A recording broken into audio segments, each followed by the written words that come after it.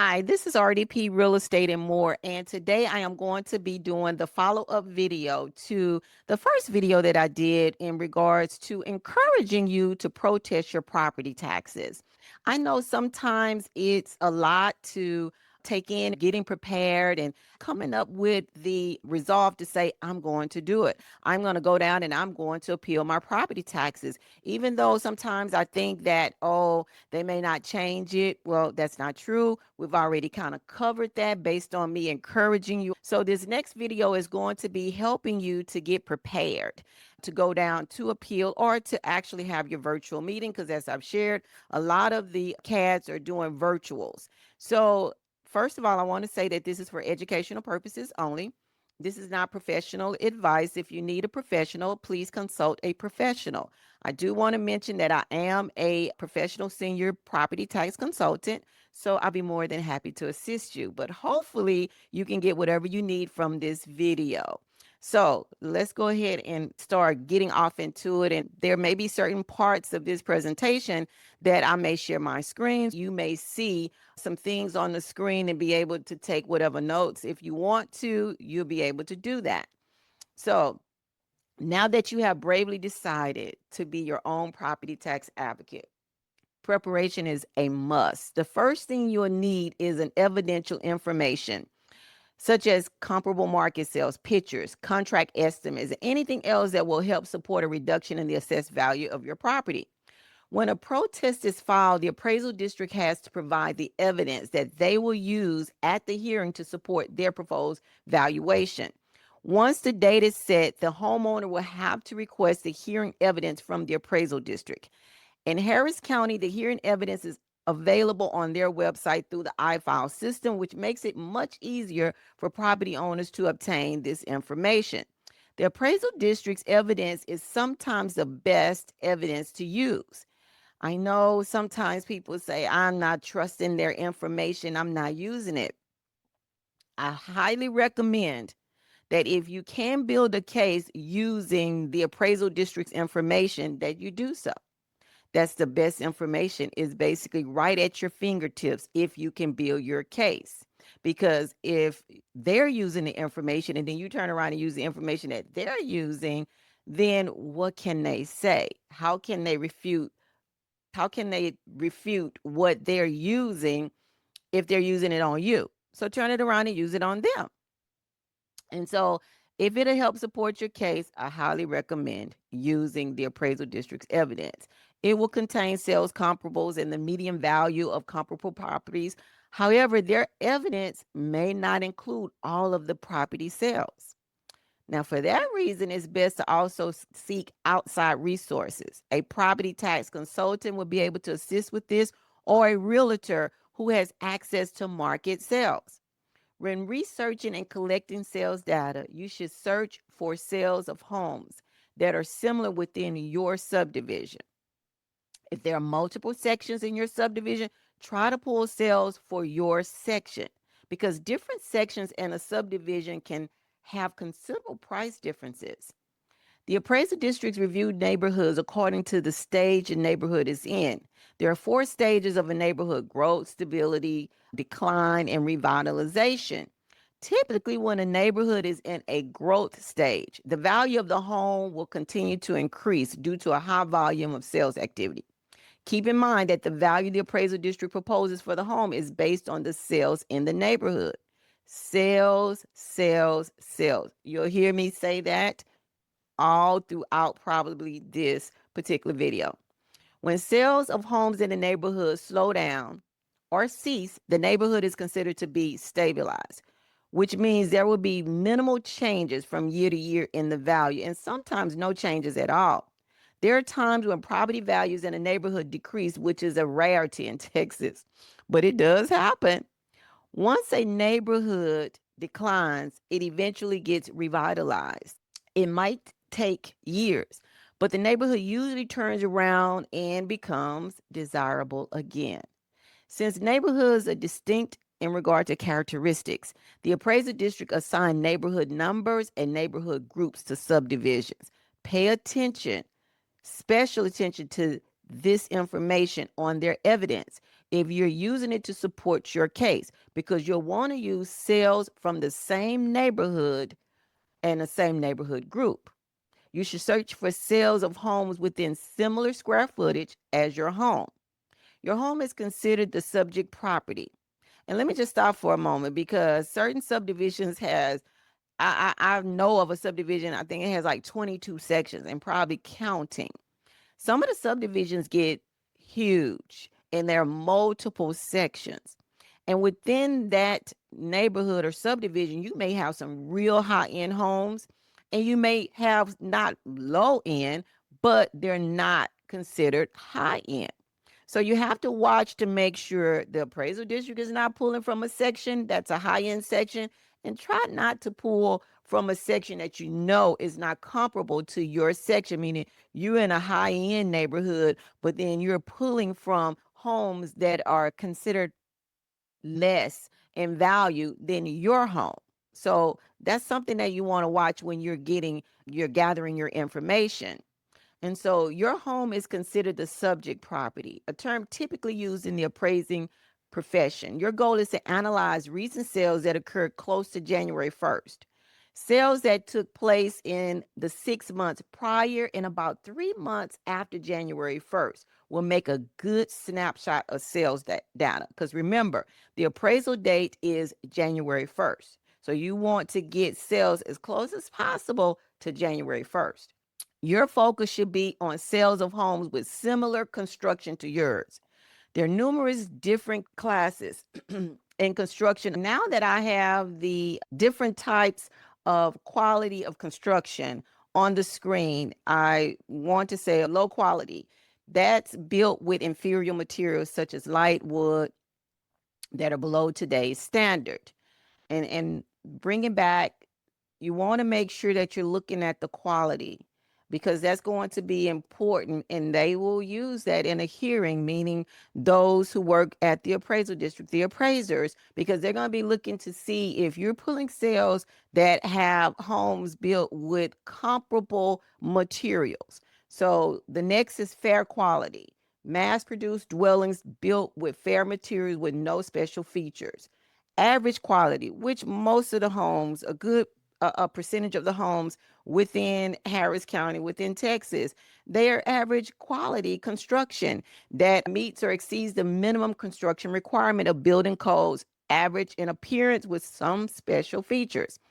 Good quality homes with good material, design, and workmanship that may be built for an individual owner with an attractive appearance.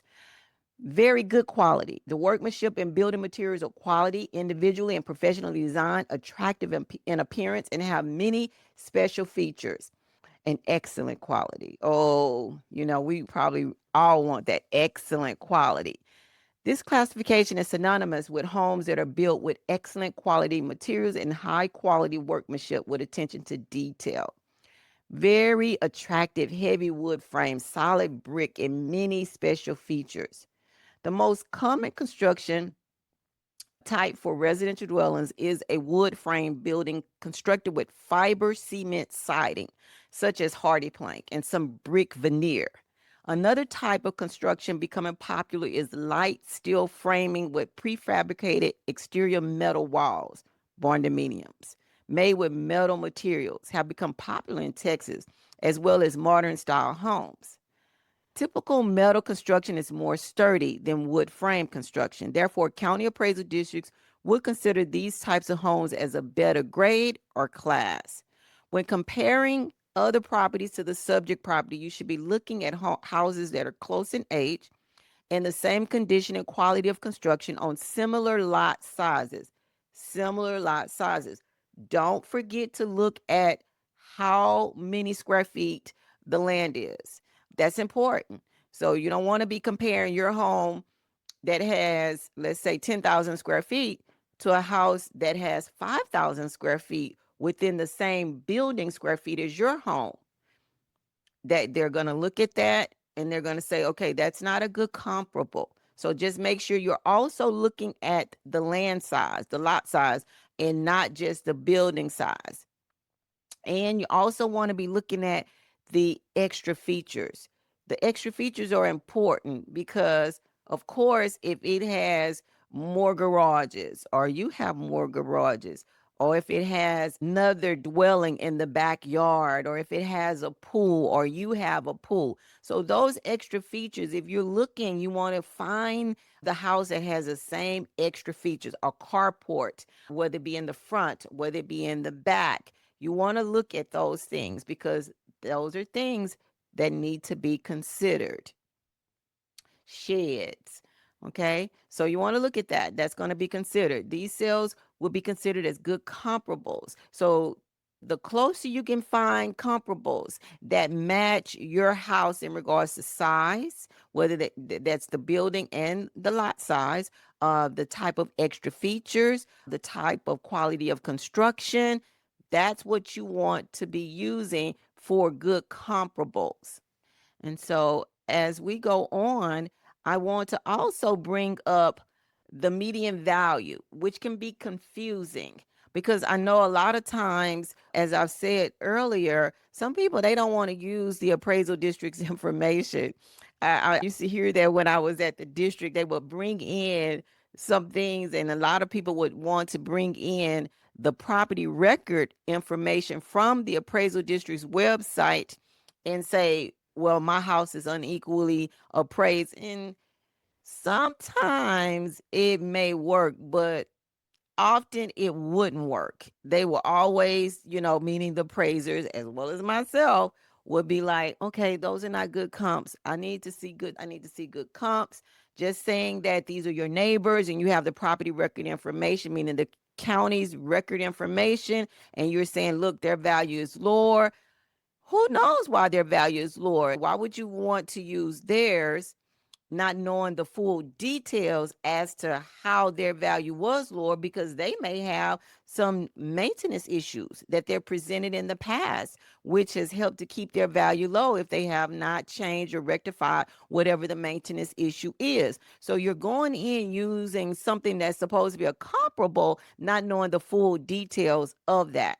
So I don't recommend using the property record information as your information that you're going to use to say I'm unequally appraised. Now, I do recommend using the appraisal district's information because there is a median value that the appraisal district produces.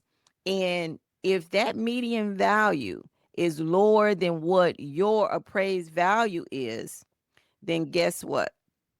The appraisal district has to use that median value to lower your value. It's automatic reduction.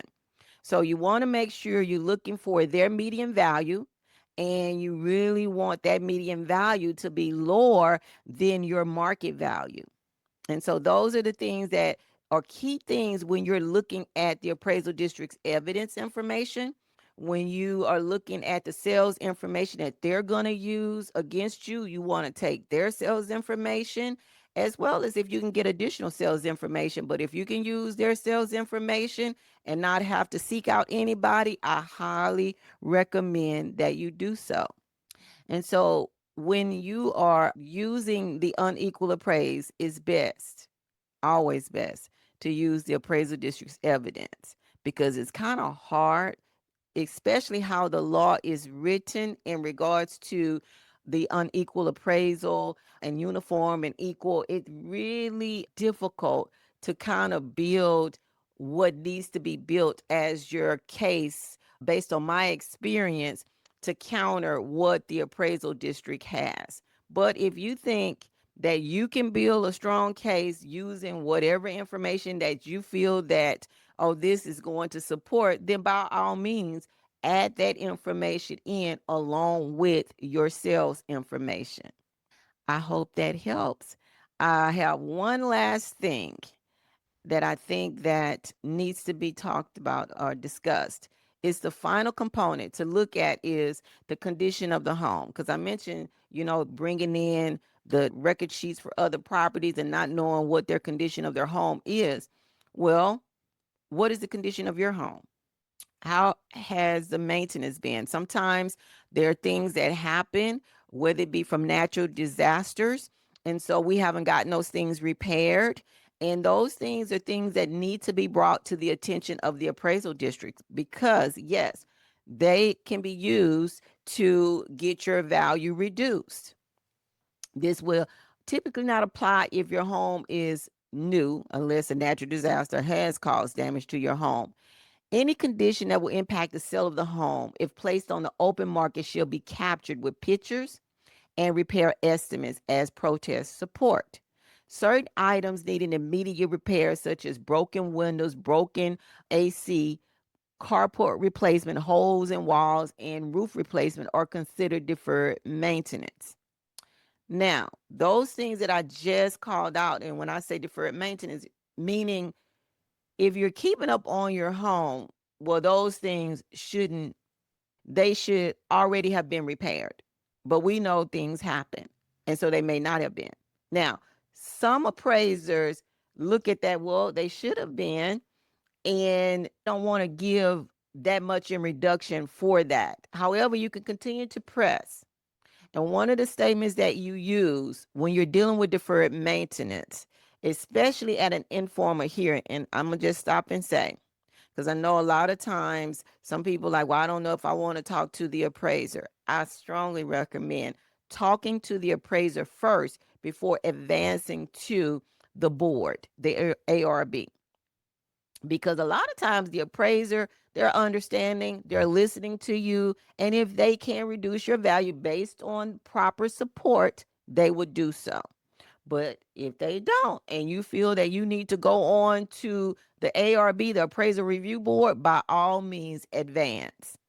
Now, the deferred maintenance, have the pictures, have the estimates as to what it's going to take to get it repaired, whatever the big thing is that needs to be repaired. And there are some appraisers that will look at it and say, okay. And one of the points that you want to drive home when using deferred maintenance is you tell the appraiser, even though, yes, I should have had the AC replaced, I should have saved up for that, I should have had the roof replaced. However, it's not as of January 1st. And because it's not, it's going to cause for someone to want a reduction in the sales price if I was going to sell the house. That's key, because it's all dependent on what the house could be sold for on the open market. So you tell them, well, yeah, if they want to say, well, you supposed to did XYZ. Yes. However, it hasn't been done, and it's going to impact what I can sell my home for. So that's one of the things that you can use as a rebuttal to the appraiser in regards to anything that they may say. And so one of the things that I want to end with is the marketability of your home is very important. And so just to end in regards to the marketability, that's very important. So that's what you can use when you're talking about whether or not the deferred maintenance, it should be given weight or some type of credit in regards to them making a decision to reduce your value. So this concludes this video. And I may do one more video in regards to the property tax process, mainly your expectations when you go to or go through an ARB hearing, because I know that's the part that people are kind of apprehensive, real apprehensive about, is going before the appraisal review board. And I must say that really and truly, after you get that first one under your belt, you will be ready from that point on out. It will basically get rid of any type of fear, apprehension that you may have.